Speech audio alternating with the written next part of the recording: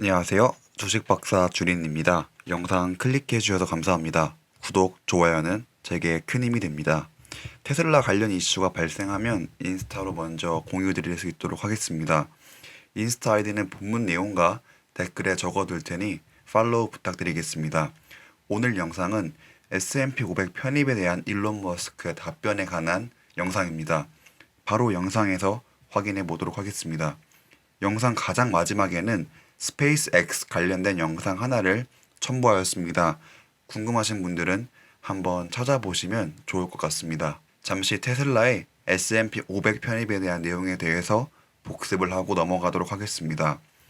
테슬라의 S&P 500 편입 발표가 며칠 전에 있었습니다. 그리고 S&P에서 공식적으로 발표한 자료에 따르면 리밸런싱 하는 데이에 테슬라가 한 번에 편입이 될지 아니면 두 개의 트렌치로 나눠서 편입이 될지 여부는 아직 결정이 안 되었습니다. 이게 좀 되게 독특한 방식인 게 테슬라의 규모가 굉장히 크기 때문에 S&P에서는 컨설팅을 받고 있습니다. 보통의 경우는 리밸런싱 데이 일주일 전에 너 S&P 500에 편입이 될 거야. 그리고 인덱스 펀드들은 리밸런싱 데이 날에 특정 주식을 매수할 수 있게 해줍니다. 그런데 테슬라의 경우는 벌써 한 달 전에 언급을 해주었습니다. 그 이유는 테슬라의 사이즈가 굉장히 크기 때문에 일주일 전에 알려주면 그 높은 비중을 한 번에 매수하기가 어렵기 때문입니다. 어떻게 보면 되게 합리적인 조직이라고 볼 수도 있습니다. 저번 영상을 보신 분들은 현재 테슬라 종가 기준으로는 약 1.27%의 비중으로 들어가야 한다는 것을 알고 있습니다.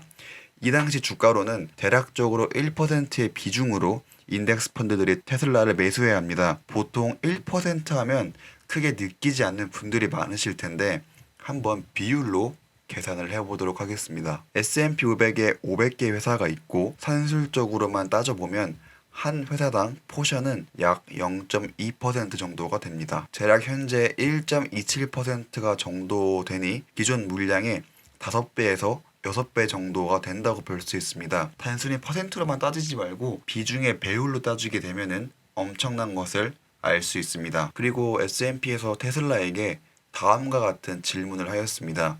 총 4개의 질문인데 1번에 대해서는 제가 예전에 표로 정리한 부분을 다시 가져와서 보도록 하겠습니다. 1번 질문은 총 4개의 방법을 언급하였습니다. 방법 A는 12월 21일자에 한 번에 편입이 된다. 나머지 방법 B에서 D는 모두 동일하게 두 개의 트렌치로 나눠서 편입이 될 예정이고 두 개의 트렌치 비중이 어떻게 나누어서 들어갈지의 차이입니다. B의 경우는 25%대 75%이고 C의 경우는 33%대 67%이며 D의 경우는 50%대 50%입니다. 나머지 2, 3, 4번 질문에 대해서도 한번 확인을 해보면 2번 질문은 1번 질문의 A 방식을 하게 되면 S&P 500이 리밸런싱 데이 일주일 이전에 프로포마 파일을 공지해주면 시간이 충분한지에 대해서 묻고 있습니다.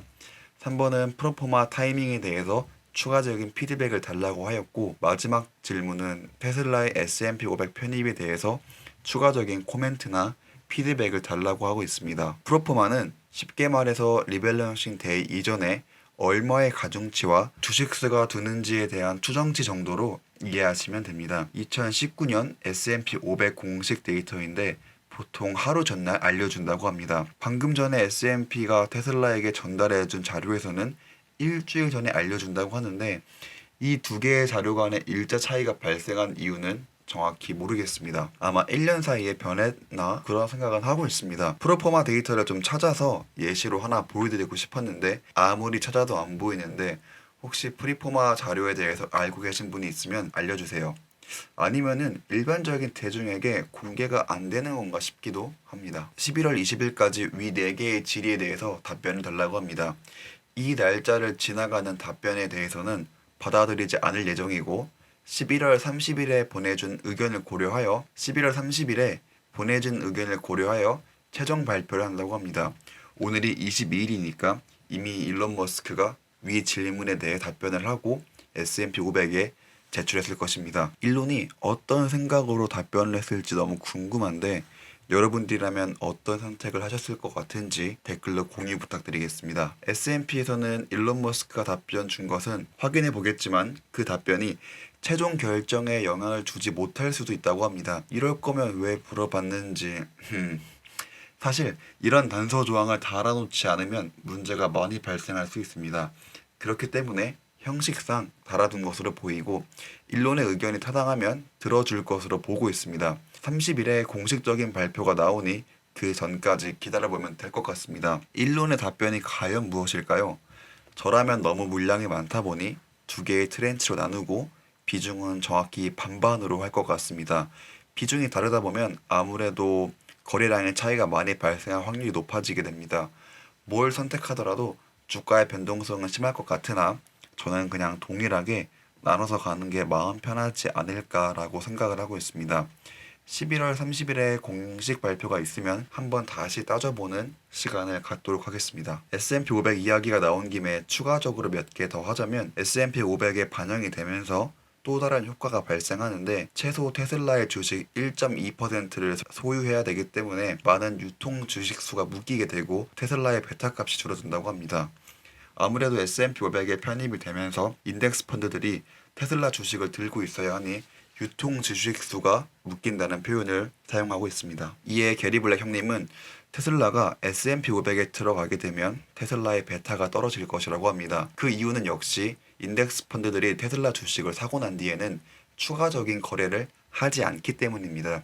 그리고 액티브 매니저들은 테슬라의 펀더멘털이 변하지 않는 이상은 테슬라를 이미 매수했지만 더 매수하고 싶을 것이라고 합니다. 베타가 내려가게 되면 테슬라의 자본 비용은 줄어들고 이론적으로 목표 주가는 올라간다고 합니다. 그럼 이제 영상을 보시다가 베타가 뭐지? 라고 궁금해 하실 겁니다. 그래서 제가 여러분들의 시간을 아껴주기 위해서 준비했습니다. 베타의 정의는 대략적으로 개별 주식이나 펀드가 시장의 지수 변동에 반응하는 정도입니다. 간단하게 표로 정리해보면 베타가 1인 주식이 있다면 시장 수익률이 10%만큼 증가하게 되면 해당 주식의 수익률도 10%가 늘어나게 된다는 것입니다.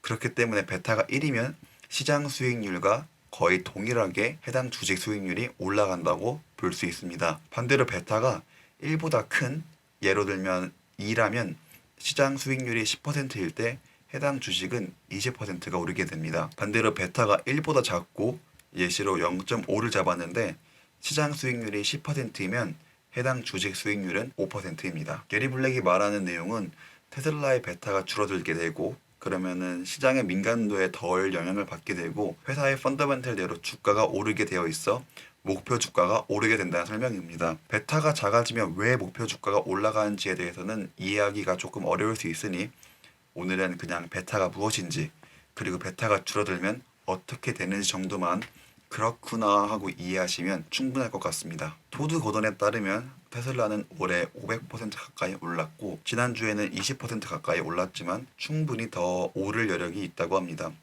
이분은 테슬라의 비즈니스 모델과 펀더멘탈을 잘 이해하고 있어 회사의 성장 가능성에 지속적으로 투자를 하고 있습니다. 그리고 사람들은 테슬라와 스페이스 X에 베팅을 하고 있다고 합니다. 그의 예측에 따르면 스페이스 X가 두 번 론칭할 때마다 테슬라의 주가 상승을 이끌었다고 합니다. 위성 커버리지 능력과 5G의 확산으로 테슬라가 자율주행 시장을 지배할 것으로 예측하고 있습니다. 사실 펀더멘탈적인 부분을 분석한 것은 아니고 그냥 테크니컬하게 분석을 하신 거라 그냥 재미로만 봐주시면 좋을 것 같습니다. 실제로 이분은 돈을 많이 투자해서 꽤 돈을 많이 번 걸로 알고 있습니다. 제 생각도 역시 5G가 확산이 되게 되면은 아무래도 테슬라의 자율주행 시장이 더 커지고 지배력도 더 높아질 것이라고 저도 예측은 하고 있습니다. 그래서 오늘의 결론입니다. 11월 20일에 일론 머스크가 S&P 500의 편입 방법에 대한 답변을 하였습니다. 그 결과가 받아들여질지는 모르나 생각보다 꽤 많이 참고가 될 것으로 예상하고 있습니다. 그리고 11월 30일에 테슬라의 S&P 500 편입 방법이 결정이 됩니다. 그때 공식적인 답변이 오면 인스타에 업로드 먼저 하고 유튜브로 준비해서 영상 올리도록 하겠습니다. 오늘 벌써 주말이 끝나버렸는데 항상 귀한 시간 내주셔서 시청해주시고 좋아요 눌러주시고 구독해주셔서 정말 감사합니다. 영상 마지막에는 아까 말씀드린 대로 스페이스X 영상을 첨부하도록 하겠습니다. 오늘 하루도 즐겁게 마무리하세요. Booster separation is there, visible on screen now. Beautiful shot. There's the backflip, as Jesse mentioned, beginning with the Falcon booster. Stage 1, boost back burn has started.